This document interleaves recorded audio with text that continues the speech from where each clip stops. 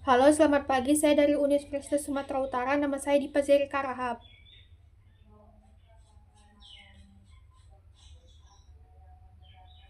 Tugas tema rapat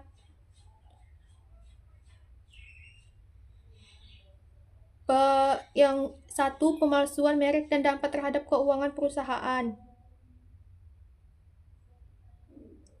Pemalsuan merek berdampak signifikan pada keuangan perusahaan, menyebabkan kerugian finansial yang besar dan merusak reputasi. Dampak ini meliputi hilangnya penjualan dan pendapatan, serta biaya tambahan untuk penegakan hukum dan perlindungan merek. Selain itu, pemalsuan dapat mengurangi kepercayaan konsumen dan menyebabkan hilangnya loyalitas pelanggan.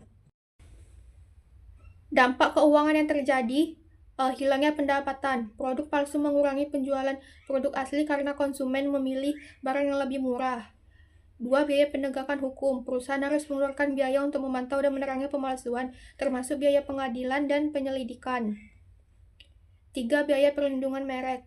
Perusahaan perlu menginvestasikan dana untuk meningkatkan keamanan produk seperti menggunakan teknologi anti pemalsuan. 4. Biaya ganti rugi. Perusahaan yang dirugikan oleh pemalsuan dapat menuntut ganti rugi kepada pemalsu yang dapat menimbulkan kerugian finansial. 5. Biaya promosi dan pemasaran. Perusahaan perlu melakukan promosi dan pemasaran untuk meningkatkan kepercayaan konsumen dan membedakan produk asli dan produk palsu. Produk asli dari produk palsu. Kerugian inovasi.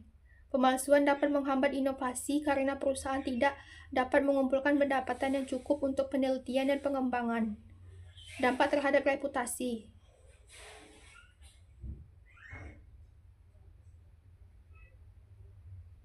1. Kepercayaan konsumen menurun. Pemalsuan merusak citra merek dan membuat konsumen ragu pada keaslian produk. 2. Hilangnya loyalitas pelanggan. Konsumen yang kecewa dengan kualitas produk palsu dan dapat beralih ke merek lain.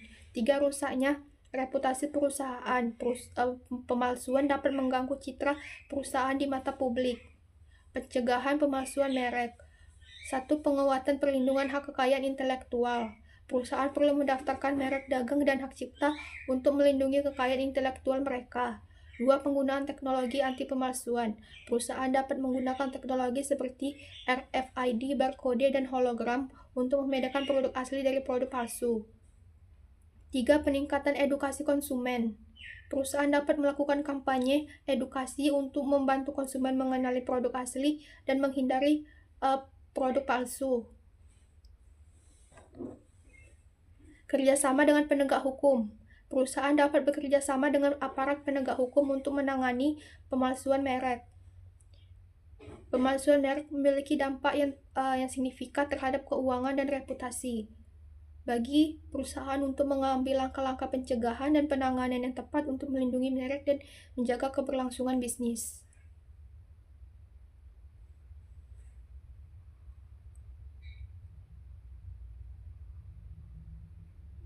Implikasi sengketa merek.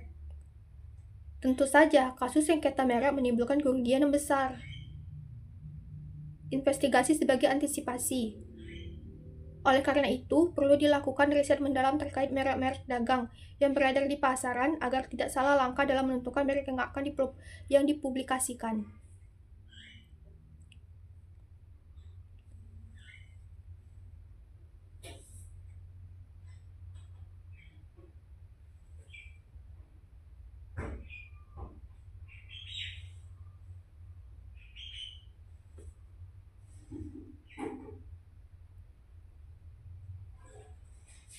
Menjual barang palsu yang dapat menjadi tindakan pidana.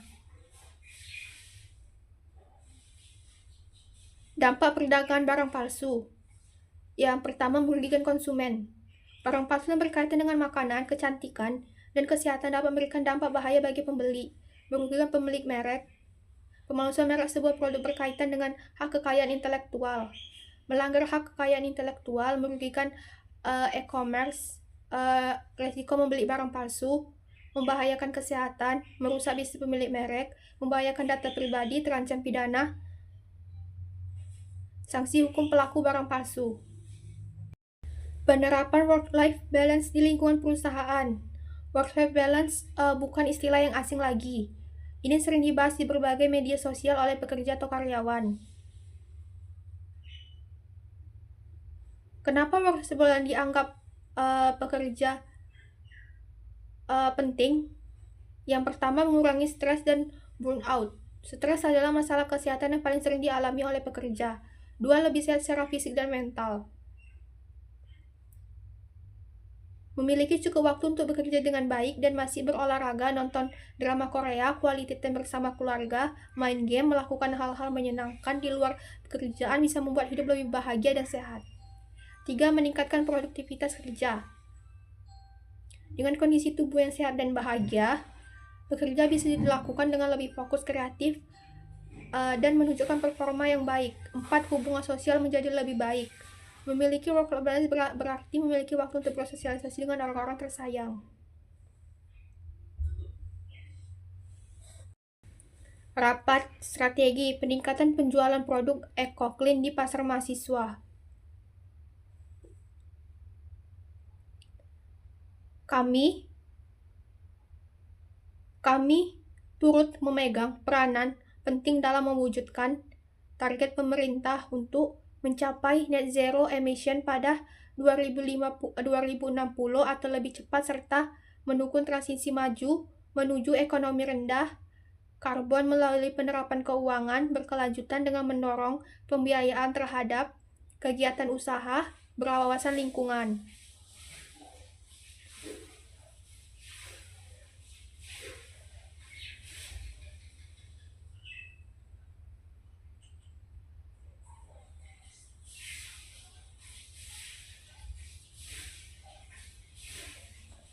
Unit usaha yang dimasukkan dalam laporan keberlanjutan. Yang pertama, anak perusahaan Indonesia. Yang pertama ada Bank Syariah, Bank Mandiri,